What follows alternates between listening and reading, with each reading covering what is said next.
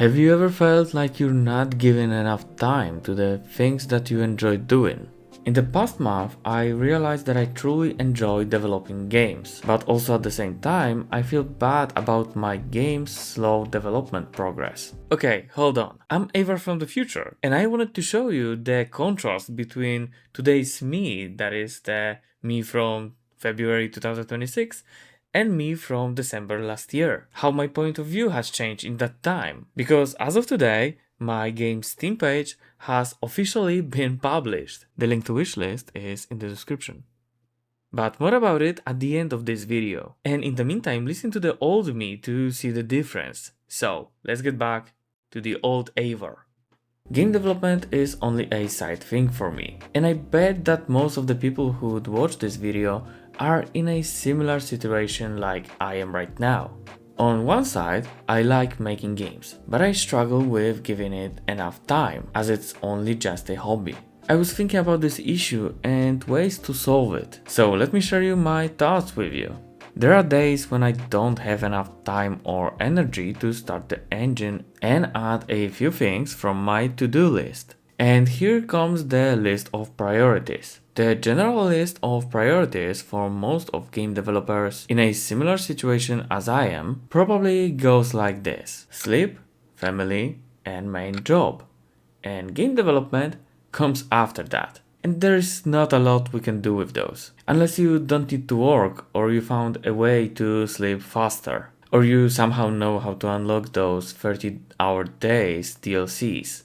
Okay, so the free time space in our day is very limited.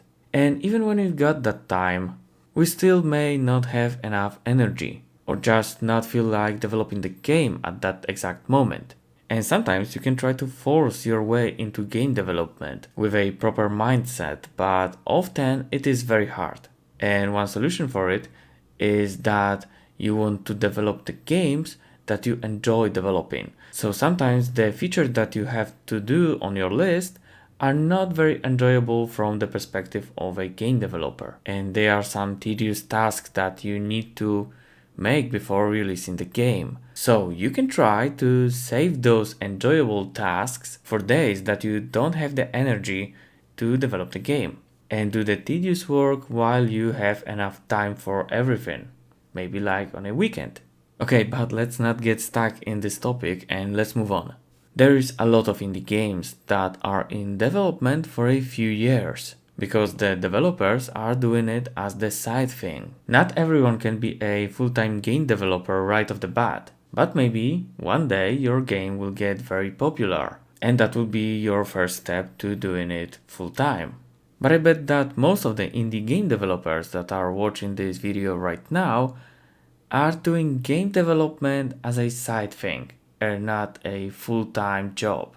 And also that would be a nice thing to ask you. So if you're watching this video, please let me know in the comments if you're doing game development as your full-time job or you're doing it only as a side thing.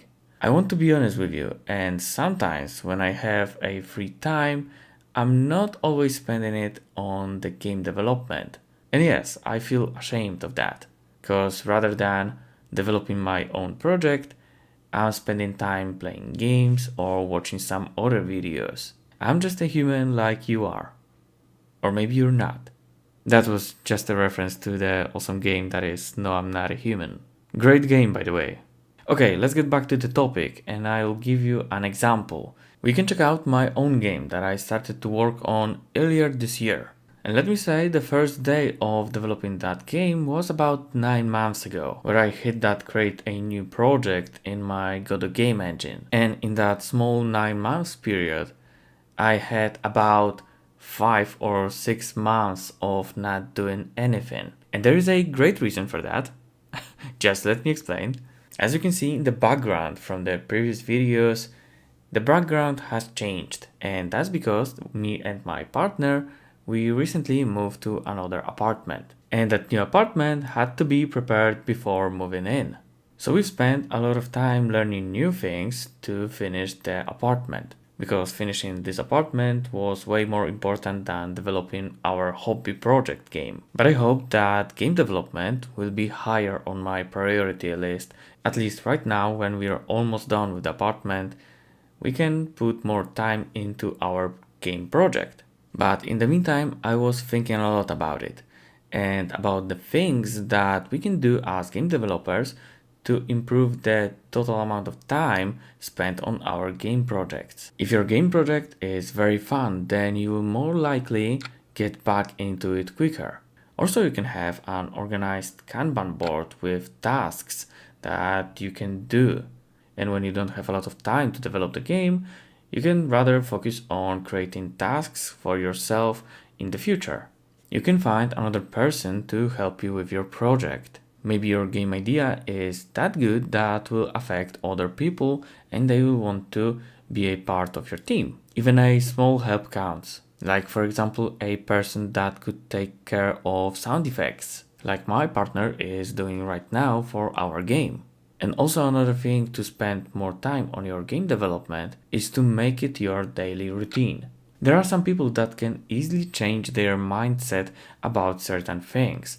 For example, every single day at 8 p.m. you can have a session of at least 1 hour of your game development, and that could be your daily routine. And if you're struggling with the focus, there is a great technique called Pomodoro.